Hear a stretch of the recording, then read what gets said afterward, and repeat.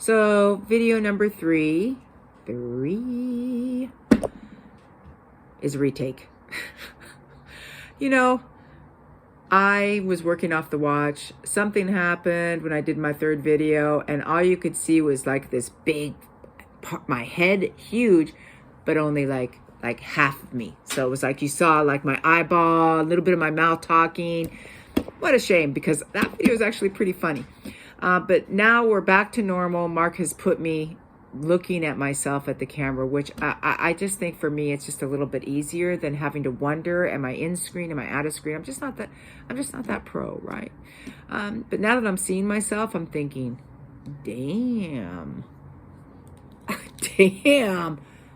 I may have played a shitty ass match, but man, it looks like I worked hard to lose that match. I didn't. I lost it fast. It was sucked. But damn, you'd never know that. I look a mess. Glad I'm kind of looking at myself. All right. Take 3. That's Mark going out the door to the RV. And what I was saying to you is that I'm rocking them out. I'm rocking the shit out, man. I have so much stuff that I need to, it's not so much really. Truth be told, we've rented RVs and Cruise Americas for a long time because Mark's family likes to camp. And we have this huge camping trip in June that we do every single year. And of course, Mark's club does it and blah. And so I have bins, the bins you get at Home Depot?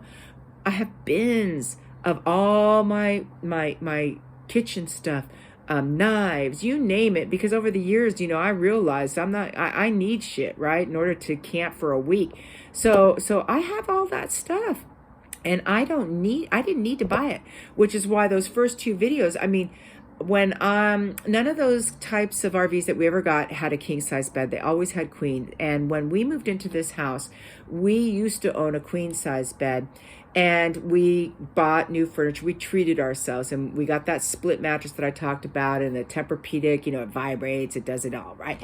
And I kept some of those queen sheets, and I stored them away because I knew every time we go camping, I need queens. And I didn't hoard a lot of them, but enough. I did 2 sets. So that way, if I have to, be traveling one trip after another, and for a little while there, it felt like that. I could come home and I could immediately pack the bins that I carry with the new sheet set, the clean sheet, and then take my time, cleaning the other ones and getting it back into another storage container, always rotating these things, right? So that's the reason why I actually had to buy new, because I've never had a king, a bed in an RV, always the queens. Now, with those queen sets, I know our couch folds out to a queen, and truth be told, I'm not really planning to have anybody go on our camping trips with us. I need my quiet time. I plan to work in the camper. I always have to work every day. When you own your own company, you have to work every day. Even this morning, I get up and I go into the office online from my back office here, and I look at the books, and I look at my email, and I respond to anybody that might have come in after hours, and it happens often. Anyways, getting back to this video, and I'm pumping them out, right? Because you saw the stack on the wall over there, and it was a shit ton. And it's stuff. There's stuff in the garage still from me that I had shipped to the office that I finally have now brought home, and I still need to unpack those sheets that now were ordered in, that were shipped to me in September. I shipped it all to the office because I don't have enough room here to have stored all that stuff. We do have 2 storage sheds in our backyard. We have a huge backyard. Even though the house is a little small, we have a lot of property. But they're full of stuff. That camping gear is in my shed. I've got bins of camping stuff. And our luggage and, all the holiday crap, is in my shed. So, the dealio is that I had to start storing this stuff at work. I ordered a rice cooker because we eat a lot of rice since Mark's had his HA, Jasmine rice, and my coworker's so sweet. She makes it for me normally, but I had to learn because I know when we travel for any period of time, she's not going to be around to give me my rice. I'm going to have to figure it out myself. So we bought a simple one. She taught me. I got it. But I got that, and I know you guys know about our air fryer, and we've been testing it out here in the kitchen. But that's really going to go with us, and so all sorts of ways to still eat healthy while we're out there RVing, because that's really important to me, is to keep Mark and I, eating healthy even when we're on the road. All right, so back to this video, because it's been 5 minutes. I'm talking with you guys so long, right? There's a box that I had to bring in from the other bedroom. When we shopped our wish list, we both combined our wish list, and for Christmas we asked for gift cards so we could buy our wish list off of Amazon, and we got I'd say almost all of it. There's a few things that were more expensive that I had to decide, like what's important now, right? But like something to wash the RV, like a spray, and then like keyless entry locks for the doors and stuff. We had to measure our locks. We didn't know what size our locks were, so we left those things in there. But the box, when the things were started to ship from Amazon, what we learned is that, no telling what was in a box. And they combined weird shit, man.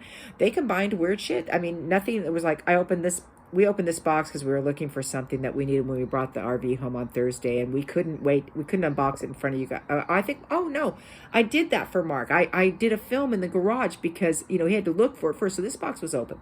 And what was in it, you guys have maybe seen Mark's video now, is those things that go underneath the tires and the little wedge comes in and, it sits on there, right? But this is what was also in that box. So random. There's something in there that's Mark's to unbox. And I had to kick that box from the bedroom into this area because it's too heavy to even carry with Mark's thing in there. But this was in that box as well. Hello. Let me show you again. Hello. So, for those of you that don't know this, you cannot use regular toilet paper, apparently in boats either. And I know this is backwards, and this is what Mark was trying to prevent. When I did the other videos, and when you do it on the watch, your writing comes in straight, meaning you guys can read it when I'm holding something, right? And when you do it on an iPhone, like I've been doing all this time, anything that has letters on it is coming in backwards. So bottom line is, when you use toilet paper in an RV, you have to have special toilet paper. And so I purchased, Mark had put one of these 12 packs in the wish list, and I purchased 2 12 packs, and I'll tell you why. Because COVID has ruined me for that. You cannot use regular toilet paper in an RV. It has to be biodegradable. It has to be easily broken down in your black tanks. And I just thought to myself, man, I never want to be having to worry about being out on the road someplace and finding RV toilet paper. F that. I want to have enough here to get through our trips for the year. And, it's not like you go through that much. You just go through enough where, if I have 6 trips planned for the year, I want to make sure I've got enough toilet paper to get through them. So RV toilet paper, and I got 2 12 packs, and that should get us at least through this year, maybe more. I don't know. The other thing that I'll quickly cover, is we're at 8 minutes already, but I really wanted to show you guys this, is a standing carousel for pods. And this is for our traveling Nespresso machine, our mini Nespresso. Nespresso makes different pods now for their, it's a different type of mechanism that actually brews the coffee, meaning the way that the pod spins. But this one is just like they're smaller capsules, and were actually the original capsules that Nespresso made. And the mini is that we travel with in the suitcase that goes to all our trips in the hotels. We take the coffee machine down, the Keurig machine, whatever's in our hotel room, and we set up our own espresso machines. And I think I talked about the fact that, and Mark has mentioned it, that we still own our Verissimos. Those are the Starbucks brands that have pods that were like Keurig, but just a really nicer coffee. And Starbucks realized, I think, that they were kind of contradictory to what their brand was actually selling, and people were buying these and then buying Starbucks pods and maybe not getting to Starbucks to buy their frappuccinos and all the more expensive drinks. So they discontinued that line, and they started making Nespresso pods. And those other pods became very expensive. People who own them, I mean, geez, someday maybe we'll get rich selling those pods, because we've retired our Verissimo machines and we have a lot of pods still. And you can get like $30 for a box of 12 nowadays. It's so crazy when you could buy them on sale at Bed Bath & Beyond for like $10.99, $9.99. So they became expensive when we went to Nespresso. And this is, in the old days, you'd have a tray that would come out, this is an example, like it was a tray and your machine would sit on top of it like you're curing, and you pull the tray open and all your pods are underneath, right? But we find that just takes up so much space. So what we did is we just went for one of these standing ones. And so when we're traveling, we'll have our mini Nespresso machine out there, and then this carousel will hold 50 pods, plenty for well, I hope plenty for a trip with Mark and I.